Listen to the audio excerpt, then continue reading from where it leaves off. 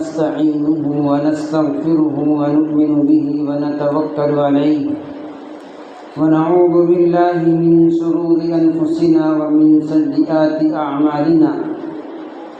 أما بعد فقد قال الله سبحانه وتعالى: قل بفضل الله وبرحمته فبذلك فليفرحوا هو خير مما يجمعون. صدق الله العظيم. محترم ناظم مدرسہ، تمام ہی اساتذہ کرام اور آئے ہوئے مہمانان نظام اور عزیز طلباء و طالبات، طلباء کو سن کر تو بڑی مسرت محسوس ہوئی اور میں تو تعجب کر رہا تھا کہ حکم حضرات نمبر کس طرح دے رہے ہوں، اس لیے کہ ہر آنے والا مصاحب ماشاء اللہ بڑی ہی پختگی اور بڑی ہی جودت کے ساتھ اپنی کارکردگی کو پیش کر رہا تھا۔ خیر، یہ اساتذہ کی محنت اور توجہ ہے۔ میں سب سے پہلے ناظم مدرسہ حافظ ضمیر احمد صاحب اور ان کے رفقا، ان کے اساتذہ، ان کو مبارکباد پیش کرتا ہوں کہ انہوں نے محنت اور مشقت سے طلباء کو تیار کیا اور وقتاً فوقتاً وہ لوگ اس طرح کے مسابقات اور پروگرام کرتے رہتے ہیں جس سے طلباء کی محنت سرپرستوں کے سامنے آئے، جس سے سرپرستوں کو یہ معلوم ہو کہ ہمارے طلباء، ہمارے بچے کیا پڑھ رہے ہیں اور کیا کر رہے ہیں، اور ہم کو معلوم ہونا چاہیے کہ اس طرح کے پروگرام، اس طرح کے جلسے اور جلوس اور مسابقات، اس کا مقصد کیا ہے۔ ہم یہ نہ سمجھیں کہ فقط یہ مسابقات ویسے ہی دکھانے کے لیے اور خرچ کرنے کے لیے منعقد کر دیے جاتے ہیں، بلکہ اس کے پیچھے ایک بڑا مقصد ہے۔ وہ یہ ہے کہ اس کے ذریعے سے ہم کو معلوم ہو کہ ہمارے طلباء کے عقائد اور ان کی ضروریات دین میں پختگی کی کتنی ضرورت ہے، اور ان مکاتب کی جو ہمارے طلباء پر، بچوں پر محنت کرتے ہیں، اس کی کیا اہمیت ہے، یہ سمجھنے کی چیز ہے۔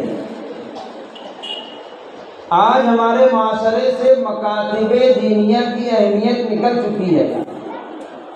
جو اہمیت ہمارے دلوں میں ہونا چاہیے وہ اہمیت ان مکاتب کی ہمارے اندر نہیں ہے۔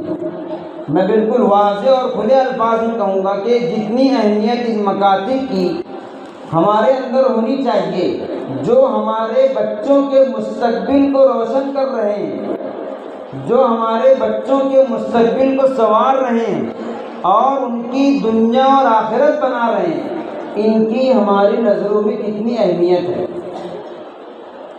یہ مسابقات وقت کی عین ضرورت ہے طلباء کی محنت کو اجاگر کرنے کے لیے، طلباء کی محنت کو سامنے لانے کے لیے اور طلباء کی حوصلہ افزائی کے لیے یہ وقت کی عین ضرورت ہے۔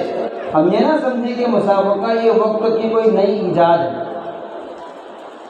مسابقہ یہ اللہ کے نبی صلی اللہ علیہ وسلم کی سنت ہے۔ باقاعدہ اللہ کے نبی صلی اللہ علیہ وسلم نے مسابقہ کیا اور کروایا ہے، تیاری کر کے کروایا ہے۔ ایسا بھی نہیں کہ آپ نے مسابقات بغیر کسی تیاری کے کیے ہوں۔ یہ الگ بات ہے کہ آپ کے وقت کی ضرورت کے لحاظ سے آپ نے مسابقہ جو کروایا ہے وہ گھوڑ سواروں کے مسابقات ہیں، تیر اندازی کے مسابقات ہیں، نیزہ بازی کے مسابقات ہیں۔ آپ صلی اللہ علیہ وسلم باقاعدہ گھوڑوں کے درمیان میں مسابقہ کروایا کرتے ہیں، اور حدیث شریف میں ہے کہ تضمیر کیے ہوئے گھوڑے اور غیر تضمیر کیے ہوئے گھوڑوں کے درمیان آپ نے مسابقہ کروایا۔ میں اس لیے بتا رہا ہوں کہ ہم کو معلوم ہو کہ مسابقہ یہ اللہ کے نبی صلی اللہ علیہ وسلم کی سنت ہے۔ آپ بھی صحابہ کی اور صحابہ کے اوصاف کو، صحابہ کی کوششوں کو اجاگر کرنے کے لیے، حوصلہ بڑھانے کے لیے اس طرح کے مسابقات کیا کرتے تھے۔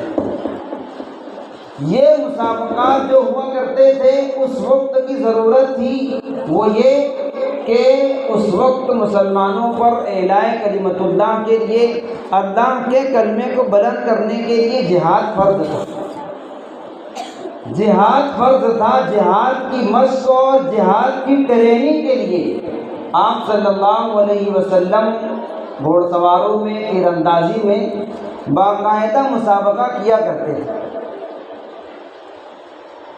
لہذا وقت کی جو جیسی ضرورت رہے ویسے مسابقات کا انعقاد کرنا یہ آقا صلی اللہ علیہ وسلم کی سنت ہے۔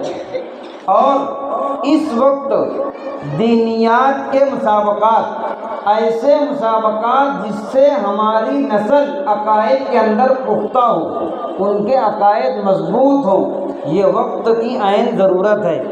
اس لیے کہ اس وقت باطل ہماری نسلوں کے ذہن پر حملہ کر رہا ہے، جس کو ہم لوگ کہیں گے ہمارے نوجوان ذہنی اور فکری ارتداد کا شکار ہیں، جس کو اچھے الفاظ میں کہتے ہیں الغزو الفکری۔ باطل یہ ہمارے ذہنوں پر، ہمارے بچوں کی فکروں پر حملہ کر رہا ہے، اور ہمارے طلبہ و طالبات اسکول میں جا کر کے اپنے عقائد کو اس طرح سے خراب کرتے ہیں کہ اس کا اندازہ ہم نہیں لگا سکتے۔ یہ بات ہم کو ماننا پڑے گی کہ نصاب کے ذریعے سے یا اور دیگر آلات کے ذریعے سے ہمارے بچوں کا، ہماری نسلوں کا ایمان کس طرح خراب کیا جا رہا ہے۔ اس لیے وقت کی بنیادی ضرورت ہے عقیدے کی حفاظت کرنا۔ ہمارے بچوں کا عقیدہ کس طرح محفوظ رہے، یہ وقت کی عین ضرورت ہے۔ آج کل کے اسکول اور کالج میں پڑھنے والے طلبہ و طالبات اس قدر ان کا عقیدہ خراب ہو جاتا ہے کہ وہ اسلام کے بالکل واضح اور صریح احکام پر اعتراض کرنے لگتے ہیں۔ ابھی چند دنوں پہلے بہت سے حضرات نے دیکھا ہوگا سوشل میڈیا پر ایک فوٹو ایک کتاب کا گردش کر رہا تھا جس میں ایک سوال تھا۔ اس سے ہم کو سمجھ میں آئے گا کہ اسکولوں کے اندر کس طرح سے ہمارے عقائد خراب کیے جاتے ہیں۔ اس میں سوال یہ تھا کہ معاشی اور معاشرتی ترقی میں رکاوٹ بننے والے عناصر کون سے ہیں، کون کون سی چیزیں مذہب میں، معیشت میں اور معاشرت میں ترقی کے لیے رکاوٹ ہیں۔ اس میں سب سے پہلا جواب تھا مذہب، اور مذہب کے اندر سب سے پہلا کالم تھا اسلام۔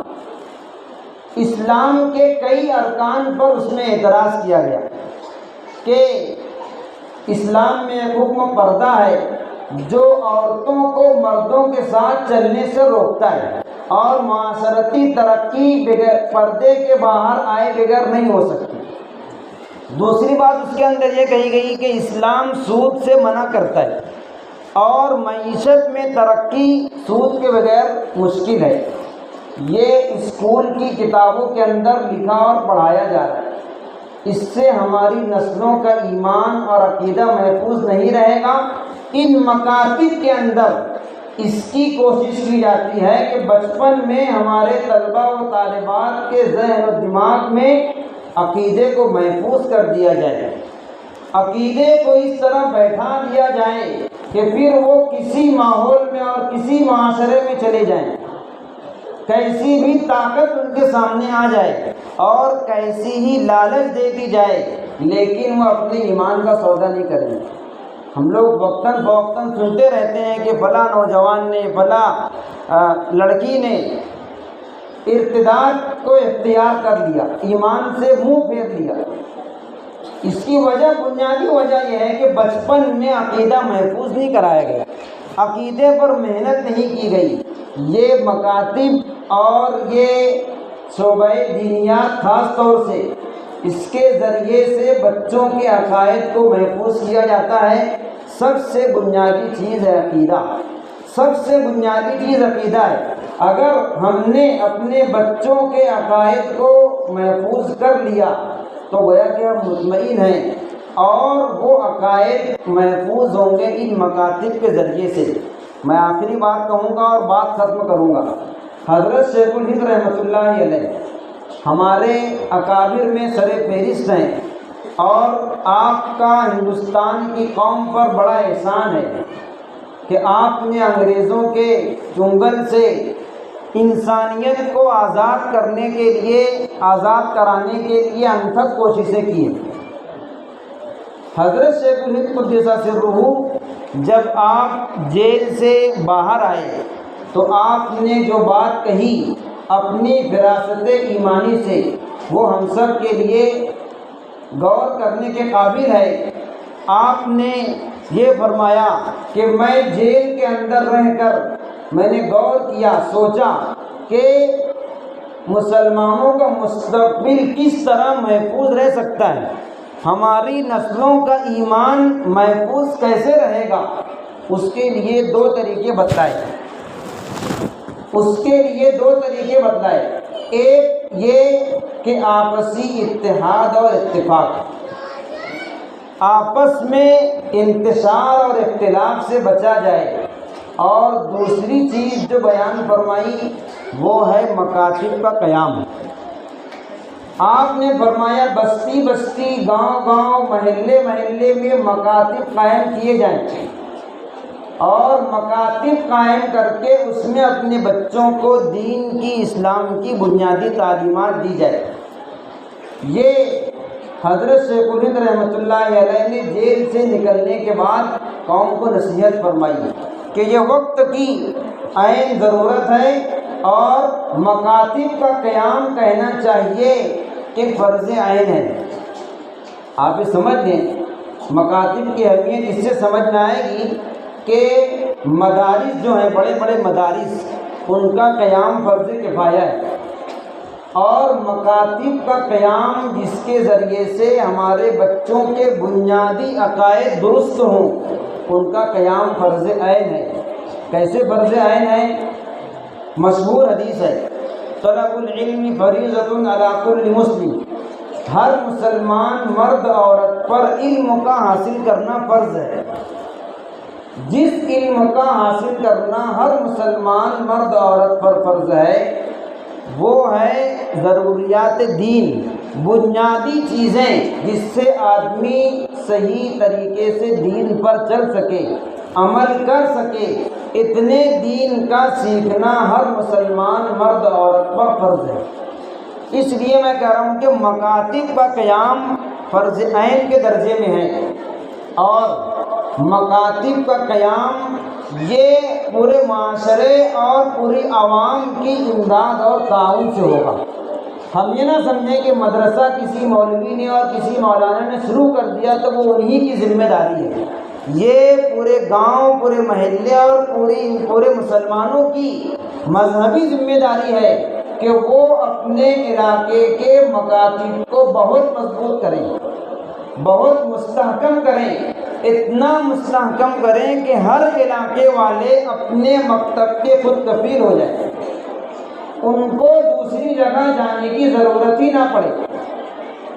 یہ مکاتب کی اہمیت بتلا رہا ہوں۔ ہم لوگ دیگر چیزوں میں بہت خرچ کرتے ہیں، ایسا نہیں ہے کہ مسلمان قوم کے پاس پیسہ نہیں ہے، بہت پیسہ ہے، لیکن فضول کاموں کے اندر ہمارے روپیے خرچ ہوتے ہیں۔ اس لیے میں گزارش کروں گا خاص طور سے اہلیان محلہ سے، بچوں کے سرپرست حضرات سے، کہ آپ کو اس بات کی فکر ہونا چاہیے کہ ہمارے علاقے میں چلنے والا ادارہ جو ایک عرصے سے اپنی محنت انجام دے رہا ہے اور طلباء کے مستقبل کو سنوار رہا ہے، اس کی ضرورتیں کہاں سے پوری ہوتی ہیں، اس کی ضرورتیں پوری ہو بھی رہی کہ نہیں ہو رہی ہیں، یہ ہمارا مذہبی فریضہ ہے۔